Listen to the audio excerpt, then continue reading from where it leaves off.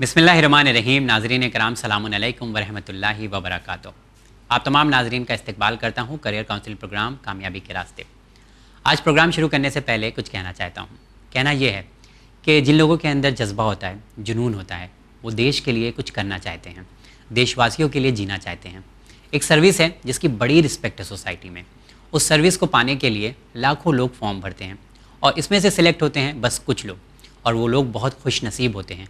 उनका बहुत मान सम्मान होता है देशवासियों के दरमियान और देश के लिए वो कुछ करना चाहते हैं। आपको टॉपिक बताना चाहूँगा।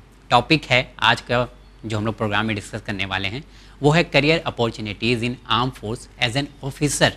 अगर आपको ज्वाइन करना है तो क्या करना होगा, क्योंकि ये एक ऐसी पोस्ट है जिस पर बात करना बहुत ज़रूरी है। थोड़ा बहुत कन्फ्यूजन भी होता है कि आपको इंडियन एयरफोर्स ज्वाइन करना है तो क्या करना होगा।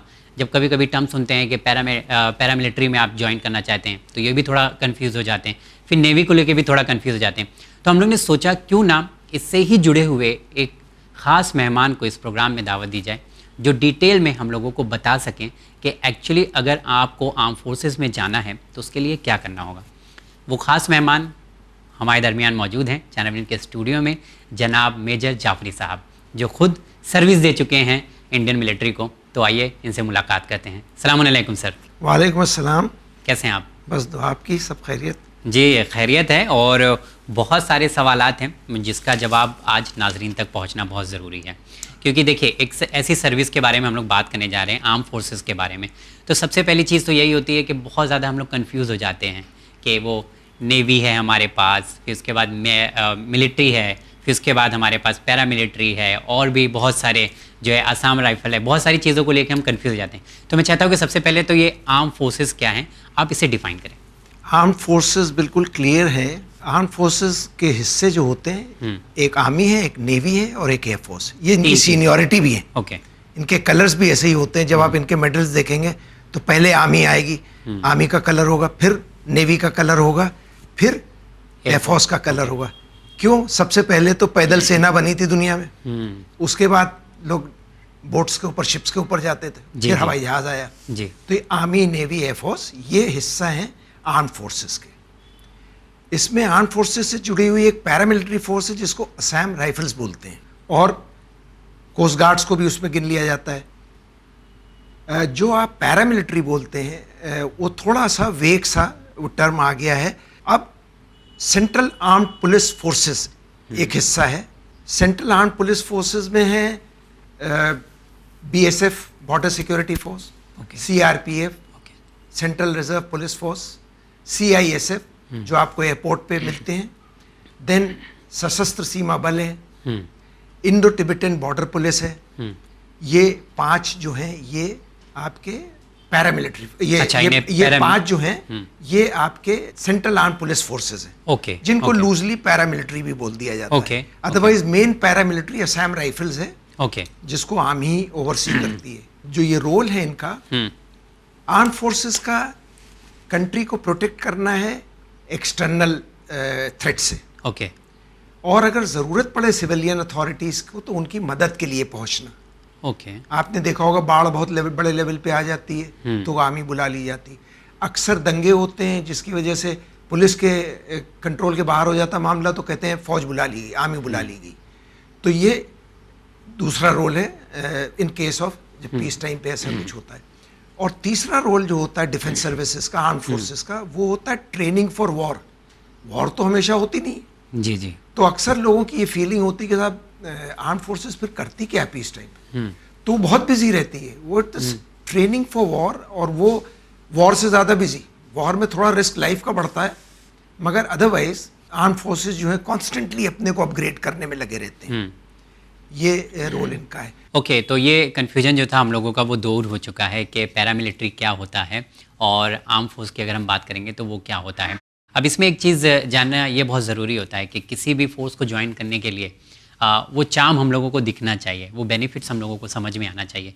तो मैं ये जानना चाहता हूँ कि अगर हम लोग ज्वाइन करते हैं आर्म फोर्स में एज एन ऑफिसर पोस्ट, तो उसके लिए क्या चार्म निकल कर आता है, क्या बेनिफिट्स मिलता है हम लोगों को? देखिए, आर्म फोर्सेस ज्वाइन करना खुद में एक बहुत बड़ा प्रिविलेज है लाइफ का। बिल्कुल। और अच्छी, बिजी, टफ लाइफ होती है, मगर एंजॉयबल भी बहुत होती है।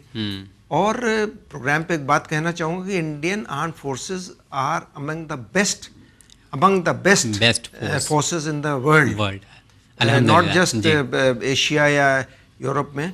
तो ये भी एक बहुत बड़ा प्रिविलेज, पूरी दुनिया में सबसे अच्छी अपनी military force among the best. हाँ, ओके। 2-3 को कहेंगे हम, अभी नाम नहीं किसी का और लेते, लेकिन हमारी बहुत मजबूत है। हाँ, स्पेशली हमारे ऑफिसर्स बड़े strong, well trained, and then जितने अच्छे ऑफिसर्स होंगे उतना अच्छा वो अपने मेन को लीड करेंगे। बिल्कुल बिल्कुल। तो यही रीज़न होता है कि हमारी जो परंपरा बनी हुई है, जिसे कहते हैं आप ट्रेडिशन आर्म फोर्सेस के, वो इतने मजबूत हैं, इतने तगड़े हैं कि हमारी army ranks among the best.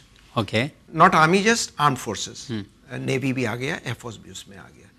तो और हम लोगों के परफॉर्मेंस हैं हमारे पीछे, जो हम लोगों ने बहुत कुछ, बांग्लादेश को के लड़ाई में ही अगर आप देख लेंगे, जिसमें मैं भी शामिल था, जी जी जी, आप अंदाज़ा लगा सकते हैं 90,000 प्रिजनर्स हमने ले लिए थे, जो वर्ल्ड एक तरह का वर्ल्ड में सेकेंड वर्ल्ड वॉर के बाद एक बड़ा इवेंट था। ओके। सन 45 के बाद। तो कैसे हो गया ये, और इतना बड़ा हम लोगों ने अचीवमेंट कैसे कर लिया कि वेस्ट पे कंट्रोल किया दुश्मन को और ईस्ट में एक कंट्री को आज़ाद करा दिया। ये बनी, तो एक बड़ा अचीवमेंट था, और एक बहुत बड़ी चीज़ है इंडिया के लिए। चलिए, एक चीज़ और हम लोग जानना चाहेंगे कि जब भी हम लोग आर्म फोर्सेस की बात करते हैं, तो इसमें ये जानना होता है कि आर्म फोर्सेस बात कर रहे हैं, तो आपने बताया कि तीनों चीज़ इसके अंदर आ जाती हैं, तो इसका रोल क्या है आर्म फोर्सेस का? जैसे मैंने बताया था कि एक्सटर्नल थ्रेट को हम काउंटर करते हैं बॉर्डर्स पे, और 3 रोल बेसिकली होते हैं। एक एक्सटर्नल थ्रेट को देखना, दूसरा ये कि लड़ाई के लिए तैयार रहना, तो उसको ट्रेनिंग फॉर वॉर कहते हैं।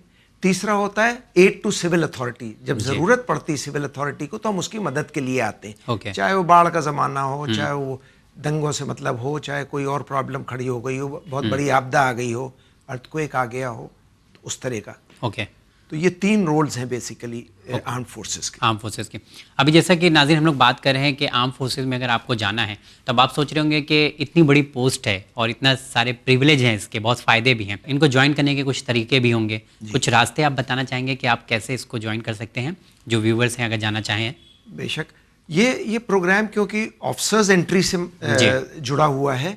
आर्मी में कहते हैं सोल्जर्स, नेवी में हो गए सेलर्स, एयरफोर्स में हो गए एयरमैन, तो वो एक एंट्री बेस से होती, लेकिन हम लोग इस वक्त ऑफिसर्स का डिस्कशन कर रहे हैं। तो मैं ये बताना चाहूँगा कि इसके जो मेन तरीके हैं, एक तो है जो 12th करके आप NDA के ज़रिए से जाते हैं, नेशनल डिफेंस एकेडमी, जिसमें तीनों विंग के लिए 3-3 साल की ट्रेनिंग होती है, और उसके बाद वो लोग अपने अपने एकेडमीज़ में चले जाते हैं। जो आर्मी वाले कैडेट्स होते हैं वो IMA में चले जाते हैं, जो नेवी वाले कैडेट्स होते हैं वो चले जाते हैं इंडियन नेवल एकेडमी में, जो एयरफोर्स वाले होते हैं वो एयरफोर्स एकेडमी में हैदराबाद में चले जाते हैं जी। और 1-1 साल वो लोग एडिशनल ट्रेनिंग करके ऑफिसर्स बन के निकलते हैं, आर्मी में, एयरफोर्स में, नेवी में। ओके। ऐसे। और दूसरा जो है ये 12th का हो गया। इसमें जो एज है 16.5 साल से लेकर 19.5 साल तक के यंग लोग जो 12वां कर चुके हैं या 12वें में अपियर हो रहे हैं फाइनल ईयर में, तो वो भी ज्वाइन कर सकते हैं, वो भी अप्लाई कर सकते हैं। और उसका रिटन एग्जाम होता है यूनियन पब्लिक सर्विस कमीशन के जरिए से, और उसमें वो क्वालिफाई करेंगे तो फिर उनका सर्विस सिलेक्शन बोर्ड इंटरव्यू होता है और मेरिट लिस्ट बनती है। अब वो क्वालिफाई हो गए तो वो फिर खड़कवासला में ज्वाइन कर लेंगे NDA। उनको चॉइस देना पड़ता है कि हम आर्मी ज्वाइन करेंगे ट्रेनिंग के बाद, या नेवी ज्वाइन करेंगे, या एयरफोर्स ज्वाइन करेंगे। ओके। ऑप्शन हम लोगों के पास रहता है, मतलब कैंडिडेट के पास रहता है कि वो सिलेक्ट कर सकता है। हाँ, ये नेशनल डिफेंस एकेडमी की बताया मैंने। अच्छा, NDA का जी। ओके। उसके बाद आता है कंबाइंड डिफेंस सर्विसेज, CDS। ये भी UPSC का एंट्रेंस एग्जाम होता है, जिसके अंदर आर्मी का और नेवी का एंट्री का वो होता है, और इसके अंदर आपको ग्रेजुएट होना ज़रूरी है। नेवी के लिए BSc होना ज़रूरी है, और ये आपका BSc सिर्फ होना जरूरी है या ग्रेजुएशन या किसी भी स्ट्रीम में चलेगा? नहीं, नेवी के लिए BSc मांगते हैं। ओके। अदरवाइज उनकी दूसरी स्ट्रीम का भी निकलता है, लेकिन ये वाला जो है पर्टिकुलर इससे जाते हैं CDS से, कंबाइंड डिफेंस सर्विसेज। तो IMA, इंडियन मिलिट्री एकेडमी, जहाँ पे 2 साल की ट्रेनिंग होती है। ओके। वो बैठते हैं एग्ज़ाम में। वो एग्ज़ाम कॉमन है नेवी के लिए भी। और उसके बाद ऑफिसर्स ट्रेनिंग एकेडमी भी इसके अंदर है, जिसमें आर्मी के लिए होता है, लेकिन वो 8 साइड के ग्रेजुएट्स उसमें जा सकते हैं। IMA में और OTA में, ऑफिसर्स ट्रेनिंग एकेडमी में, चेन्नई में जो है, वहाँ जा सकते हैं कोई भी ग्रेजुएट हो। ओके, तो ये 2 रास्ते हैं ज्वाइन करने के। हाँ, CDS का मैंने बता दिया, ग्रेजुएशन के बाद है। और इसकी एज होती है आर्मी वालों के लिए 19 से 24 साल। अच्छा, ओके, ये एज क्राइटेरिया जी। और जो ऑफिसर्स ट्रेनिंग एकेडमी वाले हैं वो हैं 20 से 27 साल। ओके, तो नेवी वालों की है 19 से 24 या 25, वो ओके। चेक हो जाएगा यूनियन पब्लिक सर्विस कमीशन के उसमें। जी जी। ओके, चलिए, ये एलिजिबिलिटी क्राइटेरिया है ये। हाँ। अगर आपको ज्वाइन करना है आर्म फोर्सेस, इसके लिए एक चीज़ और मैं जानना चाहूँगा कि जब भी मेल की हम लोग बात करते हैं तो फीमेल का भी एनरोलमेंट बहुत ज़रूरी होता है, तो फीमेल कैंडिडेट के लिए भी क्या कुछ ऑप्शन निकल कर आते हैं? जी, ये तो 1992 में, अगर मुझे करेक्टली याद है, कि पहला शुरुआत हुई थी लेडी ऑफिसर्स की, और उनको शॉर्ट सर्विस कमीशन मिलता था। अब तो जो लेडीज़ हैं सर्व कर रही हैं, उनको परमानेंट कमीशन भी मिलने लगा है, और वो NDA तक में, जो जहाँ पे मतलब पहले NDA में नहीं जाती थी, ऑफिसर्स ट्रेनिंग एकेडमी में जाती थी चेन्नई में, शॉर्ट सर्विस कमीशन मिलता था उनको। अब वो NDA में भी जा सकती हैं और रेगुलर कमीशन के लिए, परमानेंट कमीशन के लिए वो जा सकती हैं। ओके, मैंने एंट्री में आपको 2 मेन बताया था, NDA और CDS जी। मगर इसके अलावा और 10-11 तरह की और एंट्रीज हैं। वो क्या क्या है थोड़ा? टेक्निकल ग्रेजुएट जो डिग्री कर चुके हैं, जो इंजीनियरिंग डिग्री कर चुके हैं, वो टेक्निकल ग्रेजुएट एंट्री भी होती है। ओके। और दूसरा होता है एक UES होता है, यूनिवर्सिटी एंट्री स्कीम। ओके। तो UES जो है उसमें फाइनल ईयर में जो इंजीनियरिंग कर रहे हैं, इंडियन आर्मी, एयरफोर्स, नेवी वाले सिलेक्शन ग्रुप जाते हैं, ऑफिसर्स जाते हैं, और वो इंटरव्यू लेते हैं फाइनल ईयर में। तो उनको यूनिवर्सिटी में ही अपॉइंटमेंट एक तरह से ट्रेनिंग के लिए मिल जाता है। तो ये टेक्निकल ग्रेजुएट एंट्री हो गई। Even for things like nursing service, military engineering services. Okay. क्योंकि जितना ज़्यादा सम्मान आर्म फोर्सेस नर्सेस को देता है, और कोई भी सिविल में आपको नहीं मिलेगा, मेजर जनरल तक बनती हैं लेडीज। ओके। और वो लेफ्टिनेंट से भर्ती होती हैं। हर नर्स जो होती है एक ऑफिसर होती है जी। ये हो गया। दूसरा, NCC वाले जो होते हैं, कुछ लड़के शौक से NCC लेते हैं, वो स्कूल टाइम पे भी ले लेते हैं, थोड़ा स्कूल टाइम पे ले लेते हैं। फिर वो उसके अंदर B सर्टिफिकेट होता है, C सर्टिफिकेट होता है। जो C सर्टिफिकेट कर लेता है उसको रिटन में नहीं बैठना पड़ता। अच्छा। उसको डायरेक्टली सर्विस सिलेक्शन बोर्ड का इंटरव्यू मिल जाता है। ओके। तो वो हो सकता है।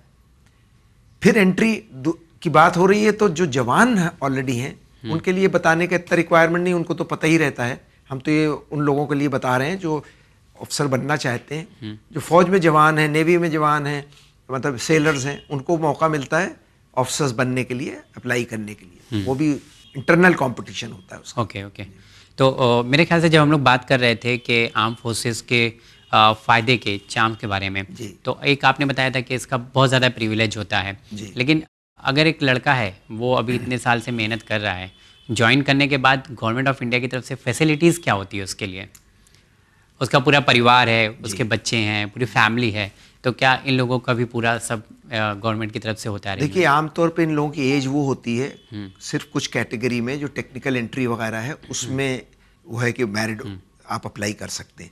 लेकिन अदरवाइज नेशनल डिफेंस एकेडमी में, IMA में, OTS में नॉन टेक्निकल एंट्रीज जो होती हैं, they have to be unmarried. अच्छा, जब वो आप पा जाते हैं कमीशन, आप ऑफिसर्स बन जाते हैं अपना ट्रेनिंग पीरियड पूरा करने के बाद, तो आपको सारा मेडिकल आपका फ्री। अगर आपके ऊपर आपके पेरेंट्स डिपेंडेंट हो गए हैं तो उनका इलाज best of the hospitals in the country उसमें फ्री। और साथ साथ जो कैंटीन फैसिलिटीज़ होती हैं उसमें हम लोगों को बहुत कंसेशनल रेट पे सामान मिलता है। ये तो बहुत छोटे छोटे से पर्क्स हैं, बेनिफिट्स। अदरवाइज सैलरी लेवल्स जो जितनी भी ग्रुप A सर्विसेज हैं, उस जिनको आप कहते हैं क्लास 1 सर्विस पहले बोलते थे, आजकल ग्रुप A सर्विसेज कहते हैं। IAS, IPS, आर्म फोर्सेस के ऑफिसर्स, CAPFs के ऑफिसर, ये सब लोग एट पार हैं प्रिविलेजेस और पर्क्स के बारे में। सैलरी लेवल्स जितने भी सीनियर मोस्ट लेवल पे जो सर्विसेज हैं इंडिया में, यूनियन पब्लिक सर्विस कमीशन के थ्रू जो आते हैं, चाहे वो IAS IPS हों, चाहे वो सेंट्रल आर्म पुलिस फोर्सेस हों, चाहे डिफेंस सर्विसेज आर्म फोर्सेस वाले हों, तो ये सेम लेवल से शुरू होते हैं जो स्टार्ट होते हैं. So that currently the person starts at around 80,000 75-80,000 रुपये ऑल इंक्लूसिव सैलरी से शुरू होते हैं. एंड देन ये फिर बहुत आगे तक जाती है जैसे जैसे प्रमोशन होता है. टॉप रैंक्स जिसे कहते हैं कि जनरल तक जाता है आदमी, लेफ्टिनेंट से शुरू होता है जनरल जाता है, या फ्लाइंग ऑफिसर से शुरू होता है air chief marshal. Highest post क्या है सर इसमें? आर्मी में चीफ ऑफ आर्मी स्टाफ हो गया, COAS. एयरफोर्स में हो गया एयर चीफ मार्शल, और नेवी में हो गया एडमिरल. नेवी का जो top most, These are the highest post in armed forces. ये टॉप पोस्ट होती है. इनको chiefs of army, navy, air force इनको बोला जाता है. एक उसके ऊपर उन्होंने एक नई वो करा था जिसमें कि जैसे हमारे जनरल रावत साहब की डेथ हुई थी, वो CDS एक रैंक बनाई गई जो इन तीनों की आर्म्स की कोऑर्डिनेशन करे इंडिया में. तो इसमें CDS एक पोस्ट क्रिएट की गई, चीफ ऑफ डिफेंस स्टाफ. इन तीनों को साथ में कंबाइन किया. अच्छा, डिफेंस एंड ये आर्म फोर्सेस, मतलब डिफेंस भी एक टर्म है, तो ये क्या टर्म कहाँ से है या उसी का हिस्सा है? तो ऐसा टर्म है कि जो हर चीज जो अक्सर हम लोग सुनते हैं ना डिफेंस में जाना चाहते हैं. हाँ, हर चीज जो डिफेंस से ओरिएंटेड है. अब आप देख लीजिए, ऑर्डिनेंस फैक्ट्री होती थी जहाँ पे हमारे हथियार बनते, जहाँ पे हमारे तोप के गोले बनते हैं, तो वो ऑर्डिनेंस फैक्ट्री वो भी डिफेंस से कनेक्टेड है. और जो हिंदुस्तान एरोनॉटिकल्स लिमिटेड है जो एयरक्राफ्ट मिग बनाती जी, तो वो डिफेंस से. अब कोई डिफेंस में कहे तो बड़ा लूज सा टर्म है, लेकिन जो बच्चे जो लोग कीन हैं डिफेंस सर्विसेज में, उनको क्लियर होना कि हम कौन सी सर्विस में वो जाना चाहते हो. क्योंकि एक जैसे पूरे आर्म फोर्सेस को सपोर्ट करती है एक सर्विस है मिलिट्री इंजीनियरिंग सर्विसेज, तो वो सेंट्रल इंजीनियरिंग सर्विसेज का एक हिस्सा है. जैसे कि PWD है, उस तरह से मिलिट्री इंजीनियरिंग जिसमें सिविलियंस जाते हैं. अब कैंटोनमेंट्स में प्रोजेक्ट्स भी बन रहे हैं, मेंटेनेंस हो रही, पानी की सप्लाई भी होना है पूरे कैंटोनमेंट में, और लोगों की बिल्डिंगें बनी हुई, घर बना हुआ, तो मेंटेन भी होना है जी. तो इस तरह से मिलिट्री इंजीनियरिंग सर्विस सपोर्ट देती है, जिसके अंदर कुछ ऑफिसर्स यूनिफॉर्म वाले आते हैं और कुछ ऑफिसर्स सिविलियंस होते हैं जो वो MES में डायरेक्ट गए हुए हैं. वो जाते हैं through central combined engineering services, CS. इसी तरह से बॉर्डर रोड्स ऑर्गेनाइजेशन है. बॉर्डर रोड्स ऑर्गेनाइजेशन वो जो पहाड़ों में, डेजर्ट्स में, फॉरवर्ड एरियाज में सड़कें बनाती है और मेंटेन करती है. जो बड़े बड़े टनल्स बने हैं, अटल टनल वगैरह, और जो आपका कारगिल जाते में आप हाईवेज हैं, तो सारे बॉर्डर रोड्स वाले मेंटेन करते हैं. ईस्ट इंडिया में जितने बॉर्डर एरियाज हैं, अच्छा, ये अलग पूरा एक डिपार्टमेंट बनाया गया है. डिपार्टमेंट है बॉर्डर रोड्स डिपार्टमेंट. उसको एक लेफ्टिनेंट जनरल हेड करता है इंडियन आर्मी का बॉर्डर रोड्स को. तो उसके लिए भी इसी के जरिए जाया जा सकता है. हाँ, इसके बिकॉज जब आप कोर ऑफ CDS के जरिए, हाँ CDS के जरिए, NDA के जरिए, हाँ, हमारे पास इंजीनियरिंग की डिग्री होना चाहिए जी. तो जो लोग नॉन टेक्निकल इंटर होते हैं और वो भी इंजीनियर्स में अगर कमीशन पा जाते हैं, तो उनको फिर डिग्री करने के लिए भेजा जाता है. अच्छा, अब मैं आपके सामने बैठा हूँ, मैं तो 12वां करके गया था जी. उस जमाने में 12वां करके आप कमीशन पा जाते हैं थे. अब तो ग्रेजुएशन हो गया, सिर्फ NDA वाले जाते हैं. उस जमाने में हाई स्कूल करके आप NDA में जाते थे, 12वां करके आप IMA और OTS में जाते थे, ऑफिसर्स ट्रेनिंग अकेडमी में. तो हम नॉन टेक्निकल एंट्री थे, मगर हमको कोर ऑफ इंजीनियर्स में कमीशन मिला, तो हमको फिर कॉलेज ऑफ मिलिट्री इंजीनियरिंग में डिग्री करने का मौका मिला. हमने इंजीनियरिंग डिग्री की, 3 साल में होती है, बेहतरीन पढ़ाई होती है, और फिर हमने पोस्ट ग्रेजुएट डिप्लोमा किया स्ट्रक्चर्स में. अच्छा, जिसकी वजह से फिर हम सिविल में 27 साल जो हमने नौकरी की है. तो ये पॉसिबल था सर्विस के साथ साथ? वो फौज कराती है आप. अच्छा, तो अगर यानी हमारे 12th के बाद जैसे सिलेक्शन हो जाता है NDA के जरिए, तो अगर मुझे अपने ग्रेजुएशन या मास्टर लेवल को कंटिन्यू करना है, तो उसमें कोई प्रॉब्लम नहीं आती है? कोई प्रॉब्लम नहीं आती, क्योंकि डिग्री अगर आप टेक्निकल आर्म में कमीशन पा के जाते हैं और आपके पास इंजीनियरिंग डिग्री नहीं है, तो आप कैसे डिपार्टमेंट्स को हेड करेंगे? तो आपको फिर आर्मी डिग्री करवाती है. मसलन इंडियन आर्मी में 3 टेक्निकल आर्म्स हैं, टेक्निकल सर्विसेज है, 2 उसमें से आर्म्स भी गिने जाते हैं. कौन कौन से हैं? Core of engineers, core of electrical mechanical engineers, core of signals. Okay. तो जो कोर ऑफ इंजीनियर्स और कोर ऑफ सिग्नल्स ये कम्बैट सपोर्ट आर्म्स कहलाते हैं, जो लड़ाई में डायरेक्टली इन्वॉल्व होते हैं। Core of electrical mechanical and जितनी रिपेयर रिक्वायरमेंट्स हैं, चाहे तोपों की हो चाहे टैंक्स की हो, जो मटेरियल्स होते हैं, जो हाँ उन इक्विपमेंट की मेंटेनेंस और रिपेयर्स, वो ये करते हैं। अच्छा। इन तीनों में जो ऑफिसर्स होते हैं they have to do their degree, उनको इंजीनियरिंग डिग्री करना है। सिविल तो उनको अगर जाना है तो उनको भी ये एनडीए देना है या सीडीए? एनडीए से भी जाते हैं, ओके, सीडीएस से भी जाते CDS हैं, से जाते हैं। और टेक्निकल ग्रेजुएट जो एंट्री होती है वो तो होती वो है अलग एक तीनों होती आर्म्स है। के लिए। ओके, हाँ वो अलग से होती है। जी जी, ओके। वो अलग से टेक्निकल एंट्री होती है, जो हमने यूईएस स्कीम बताया, यूनिवर्सिटी एंट्री स्कीम, जो लास्ट ईयर में तो अभी इंजीनियरिंग। जैसे मेरे पास बैचलर डिग्री है मैकेनिकल की, जी, तो I can apply? You can apply हाँ। एज अ टेक्निकल मतलब ग्रेजुएट। मैं नहीं अप्लाई कर, मतलब मैं बता रहा हूँ हाँ। कि if I am a degree holder. जी जी जी, that is why that is a technical graduate entry. उसमें आप जाते हैं तो आपको 1 साल के अंदर कप्तान बना दिया जाता है फौज में। अच्छा, ओके। अच्छा सर, एक चीज़ और देखा जाता है कि बहुत सारे ऐसे लोग हैं, बहुत बच्चे हैं और काफ़ी जो है मेहनत करते हैं माशाल्लाह से कि हमें ये पोस्ट मिल जाए इंडियन आर्म फोर्स की, तो लेकिन कभी होता है कि मायूस हो जाते हैं। 2-3 साल ट्राई किया, कोशिश किया, लेकिन सिलेक्शन नहीं हुआ, तो उनके पास कोई और प्लान होता नहीं है। फिर वो बहुत मायूस हो जाते हैं और फिर गांव वाले, घर वाले भी कहते हैं लो सिलेक्शन हुआ नहीं, बड़ा चले थे तैयारी करने। तो मैं चाहता हूँ उनको मोटिवेट करने के लिए आप कुछ आइडिया दें, कुछ तरीका बताएं उनकी ज़िंदगी के लिए। मैं तो कहूँगा कि जितनी जल्दी एक यंग स्टूडेंट, अगर उसको मान लो फौज पहला चॉइस है, तो उसको प्लान ए बोले वो कि मुझे फौज में जाना है। ओके। तो वो अगर समझदार है और उसको पता है और थोड़ा सा उसने खुद सर्फिंग किया है, जो यूनियन पब्लिक सर्विस कमीशन की साइट के ऊपर जाइए, सैकड़ों साइटें अदरवाइज प्राइवेट खुली हुई हैं, उन पे जा कर के देखिए। मैं इस स्टेज पर ये आपसे रिक्वेस्ट करूँगा कि वो आप दिखा दीजिए, जो एक क्लिप है उसको आप दिखाइए जी। जो मैंने तैयार करवाई, मतलब मुझे मिली है, किसी ने बहुत उस पर मेहनत किया है, उसमें सारी डिटेल्स अवेलेबल हैं। अच्छा। तो जो प्लान ए था उसने ट्राई किया, एनडीए में ट्राई किया, नहीं हुआ, 19.5 का हो गया, हो सकता है तब तक उसने ग्रेजुएशन कर लिया हो, वो एलिजिबल है 19 से लेकर के 24 साल तक कंबाइंड डिफेंस सर्विसेज के लिए। अच्छा, कंबाइंड डिफेंस सर्विसेज में पेपर होते हैं 3, एक बेसिक मैथ्स का होता है, रेगुलर कमीशन के लिए है, परमानेंट कमीशन के लिए आईएमए जिसको जाना है, वो जनरल अवेयरनेस का एक जनरल नॉलेज का टेस्ट होता है, एक होता है मैथ्स का, एक होता है इंग्लिश का। ओके।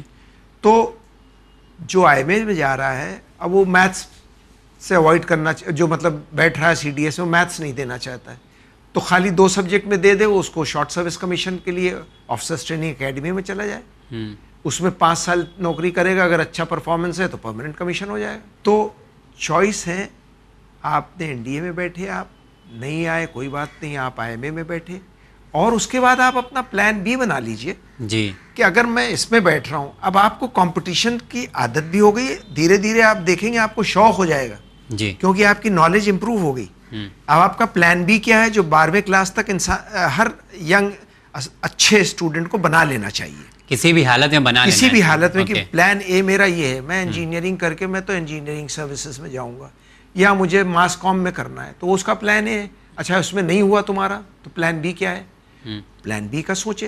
तो इसी तरह से हम, क्योंकि डिफेंस सर्विसेज से रिलेटेड बात कर रहे हैं, तो वो जो लड़का ट्राई कर रहा है, लड़की ट्राई कर रही है, वो एनडीए में नहीं आई, सीडीएस में नहीं आई, ओके, अब क्या करेंगे, ठीक है मैं आईएएस में बैठूँ, तो आईएएस की एज ज़्यादा अवेलेबल है, आप और ज़्यादा बैठ सकते हैं, तो प्लान बी है आपका जी।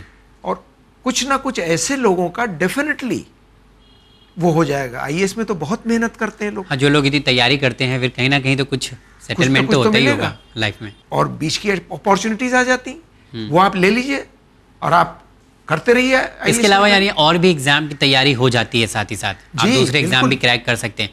तो कहने का मतलब है मेजर साहब का कि आपके पास 10th और 12th में 2 प्लान होने चाहिए, ठीक है। प्लान ए होना चाहिए कि आपको for example Indian army join करना है, और अगर इन केस वो नहीं होता है तो आपके पास फिर प्लान बी होना चाहिए कि आपको आगे चल के क्या देना है। उसके बाद भी ऑप्शन आपके पास निकल कर आते ही हैं, तो घबराने की ज़रूरत नहीं है। और वैसा जैसा आपने कहा है ना कि 10th और 12th तक हम में से ना जाने कितने ऐसे लोग हैं कि उनको पता ही नहीं चलता है कि उनका 12th हो गया है और अब आगे उन्हें क्या करना है। तो मेरे ख्याल से ये सही मौका होता है, 17-18 साल की एज हो जाती है 12th करते करते, शायद हो जाना चाहिए। और सर इसमें एक चीज़ और मैं जानना चाहूँगा कि जो हम लोग फोर्स ज्वाइन करते हैं, और फोर्स ज्वाइन करने के बाद हम लोग ये सुनते हैं कि लाइफ बहुत टफ हो जाती है और बहुत ड्राई रहती है, इन्जॉयफुल नहीं होता है, किसी तरह का कोई जॉय नहीं होता है लाइफ में। क्या ऐसा होता है? क्योंकि आप भी खुद इसका हिस्सा रह चुके हैं। अरे नहीं, जितनी एंजॉयबल लाइफ आपको आर्म फोर्सेस में मिलेगी वो शायद ही किसी जॉब में मिलेगी। अच्छा। एडवेंचर करना है, पहाड़ चढ़ना है, पहाड़ चढ़ो, सेलिंग करने जाना है, सेलिंग करो, आपको मैराथन दौड़ना है, मैराथन दौड़िए, आपकी फिजिकल फिटनेस अच्छी रहती है। आपकी नई नई जगह पोस्टिंग्स होती रहती हैं, उन पोस्टिंग्स में हर पोस्टिंग में आप कुछ ना कुछ सीखते हैं। आज आप मतलब पूना में थे और पूना से आपकी पोस्टिंग हो गई मेघालय। आप मेघालय का कल्चर देखिए, पूरा हिंदुस्तान आप घूम लेते हैं। नेवी वालों के लिए थोड़े लिमिटेशन है पोर्ट से, लेकिन बॉम्बे में और वाइजैग में बड़ा फ़र्क है पोर्ट का। यही पोस्टिंग आपकी अगर हो गई चेन्नई में तो फ़र्क है। फिर आपको फॉरेन पोस्टिंग के भी चांसेस मिलते हैं। ओके। मिलिट्री अटैची बन के जाने का है। तो इतना वो है कि आपका और आपकी फैमिली का इतना वेल राउंडेड एजुकेशन होता है हिंदुस्तान घूम करके कि आप ड्रीम भी नहीं कर सकते किसी और सर्विस में इस तरह का। बिल्कुल। जो IAS IPS वगैरह भी होती है, इसमें आपको स्टेट कार्डर मिल जाता है, और फिर स्टेट कार्डर के बाद जब आप उससे निकलते हैं सीनियर होके तो आप जाके दिल्ली में बैठ जाते हैं। लेकिन लेफ्टिनेंट जनरल की रैंक तक डिफेंस सर्विसेज में, चाहे वो एयर मार्शल हो, चाहे वो एडमिरल हो, रियर एडमिरल हो नेवी का, चाहे वो एयरफोर्स का एयर मार्शल हो, चाहे आर्मी का लेफ्टिनेंट जनरल हो, तब तक घूमता रहता है वो, जब तक वो इस सीनियर पोस्ट पे। तो इट्स अ वंडरफुल लाइफ। पूरा इंडिया आप घूम रहे हैं और मौका मिलता है आपको बाहर जाने का भी। समाज में आपकी रिस्पेक्ट बहुत होती है, सोसाइटी में आपको लोग बहुत मोहब्बत करते हैं।